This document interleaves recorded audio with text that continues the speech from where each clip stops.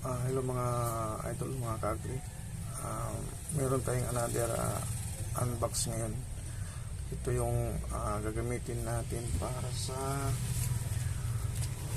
darating na Pasko. Kasi madami tayong mga inaanak, saka kahit mga hindi inaanak napunta dito, may pila. Every year naman natin ginagawa to, pero minsan merong isang taon na hindi tayo nakapagbigay dahil parang sobrang gipit, wala tayong pambigay. So ngayon ibang twist naman ito. Nakita ko lang din ito sa online. Pinapa-order ko kay Mrs. Nakalimutan ko na rin kung magkano itong halaga nito, pero maganda siguro. Titingnan na natin, i-unbox natin. Ito yun, scratch, may Christmas scratch up ang tawag dito. So i-unbox na natin to. So ito mga idol, unbox na natin itong gift wrapping na to, Christmas scratch.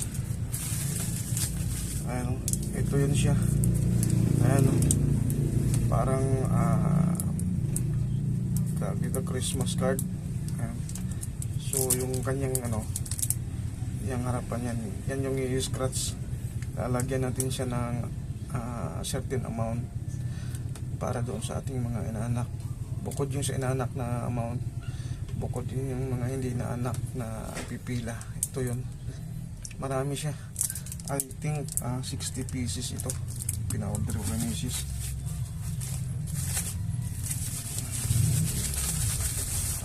Wala na, ito lang, parang 60 pieces ito. Ang nakalagay dito yan sa harapan, Christmas, Merry Christmas and Merry Christmas.